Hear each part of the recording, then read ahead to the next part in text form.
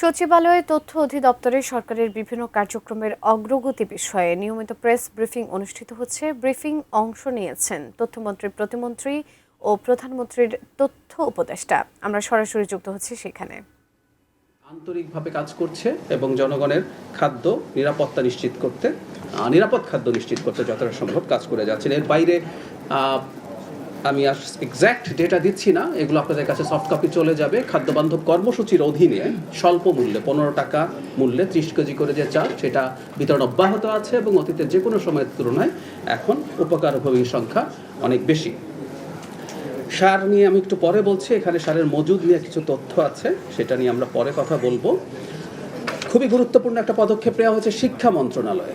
গত সপ্তাহে ব্রিফিং হয়নি বলে গত সপ্তাহে এটা বলা হয়নি। সেটা হচ্ছে এমপিওভুক্ত বেসরকারি মাধ্যমিক, উচ্চ মাধ্যমিক, মাদ্রাসা ও কারিগরি শিক্ষা প্রতিষ্ঠানের শিক্ষক কর্মচারীদের দীর্ঘ 4 বছর ধরে জমে থাকা অবসর ও কল্যাণ ভাতার বকেয়ার জট কাটাতে পদক্ষেপ গ্রহণ করা হয়েছে। 15 আগস্ট 64 জেলা একসাথে 2035 কোটি 86 লক্ষ টাকা স্ব ব্যাংক অ্যাকাউন্টে প্রেরণ করা হয়। ওসমানী স্মৃতি মিলনায়তন থেকে মাননীয় প্রধানমন্ত্রী এই ঐতিহাসিক পেমেন্ট কার্যক্রমের আনুষ্ঠানিক উদ্বোধন করেছেন।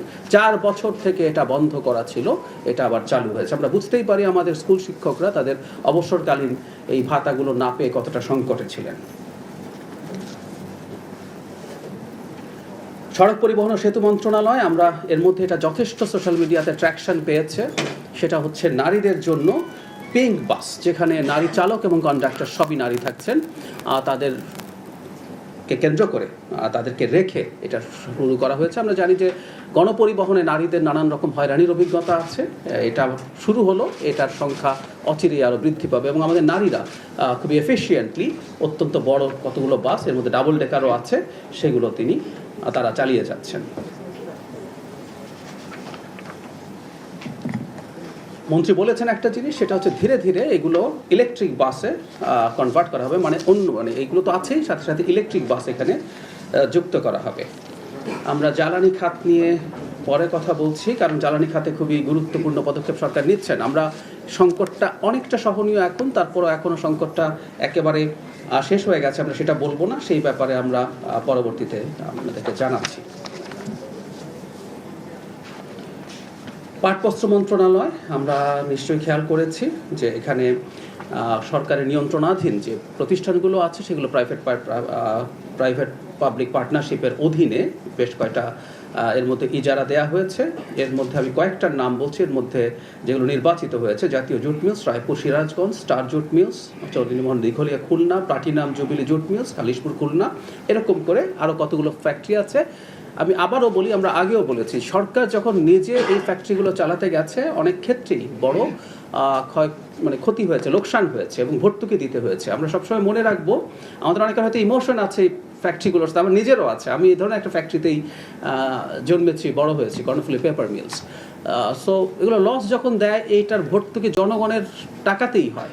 সুতরাং এই ফ্যাক্টরিগুলো বন্ধ রাখাও যেমন ঠিক না, একই সাথে ক্রমাগত ভর্তুকি দিয়ে চালিয়ে যাওয়াও ঠিক না। সুতরাং এখন যে পথটা বেছে নেওয়া হয়েছে, আমরা এটাকে সঠিক পথ বলে মনে করছি।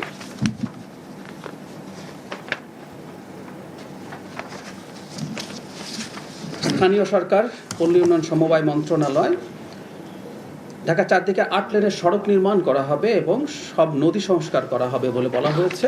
এর মধ্যে একটা খুবই গুরুত্বপূর্ণ, যেটা জনগুরুত্বপূর্ণ, আমরা প্রচুর আলোচনা করছি, সেটা হলো সিটি কর্পোরেশন, পৌরসভা, উপজেলা, ইউনিয়ন পরিষদ এলাকায় ব্যাটারি চালিত রিক্সা ব্যবস্থাপনায় নীতিমালা প্রণয়নের উদ্যোগ নিয়েছে সরকার।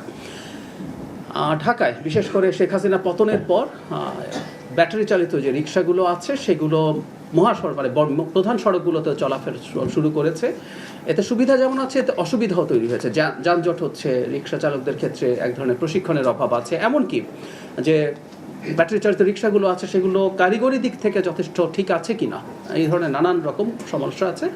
সরকার খুব দ্রুত এই ব্যাপারে নীতিমালা প্রণয়ন করতে যাচ্ছে, তারা কোথায় কতটুকু চলতে পারবে এবং এগুলোর মানসহ সব কিছু নিশ্চিত করা হবে। আমরা আশা করি এই ব্যাপারে একটা খুব ভালো শৃঙ্খলা তৈরি হবে খুব দ্রুতই। মৎস্য প্রাণী সম্পদ মন্ত্রণালয়, মাননীয় প্রধানমন্ত্রী মৎস্য পক্ষ উদ্বোধন করেছেন।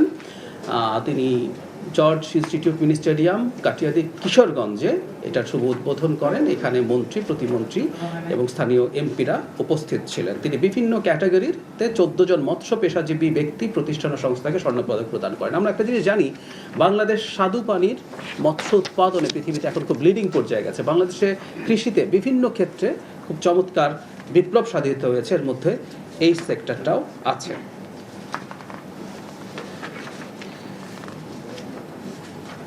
সমাজ কল্যাণ মন্ত্রণালয় আমাদের এই সরকারের, আমরা এইভাবে বলি যে সবচেয়ে ফ্ল্যাগশিপ প্রোগ্রামগুলোর একটা, বা হয়তো এটা সবার ওপরেই আছে, সেটা হচ্ছে ফ্যামিলি কার্ড। সেটার দ্বিতীয় পর্যায়ে মাননীয় প্রধানমন্ত্রী শুরু করেছেন কিশোরগঞ্জ সদর উপজেলার লতিফাবাদ ইউনিয়নে। সেখানে 457 জন ভাতাভোগীকে তিনি কার্ড প্রদান করেছেন। আমরা এটা এর মধ্যে জেনে গেছি এই অর্থ বছরে যথেষ্ট ব্যয় হবে, 41 লক্ষ পরিবারকে এই কার্ড দেওয়া হবে, প্রায় 14,000 কোটি টাকা ব্যয়ের ব্যাপার। আমরা এই কথাটা আবার একটু বলে রাখতে চাই, এই আলাপ কেউ করার চেষ্টা করেন যে এই টাকা আমরা খরচ করছি যখন রাষ্ট্রের আরও প্রায়োরিটিস আছে।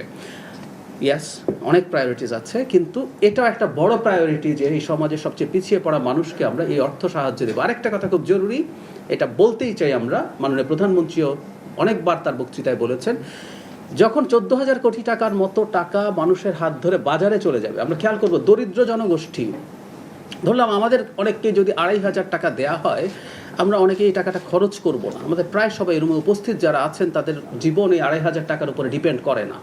কিন্তু যে মানুষগুলোকে 2,500 টাকা দেওয়া হয়েছে, এই টাকাটা মুহূর্তে তারা বাজারে খরচ করবেন, এটা বুঝতে হবে। এটা একটা হিউজ ইকোনমিক ইম্প্যাক্ট আছে, হাই পাওয়ার্ড মানি বলে, 4-5 গুণ ইম্প্যাক্ট তৈরি করবে। সো এই 14,000 কোটি টাকার ইম্প্যাক্ট 60-70,000 কোটি টাকা হবে।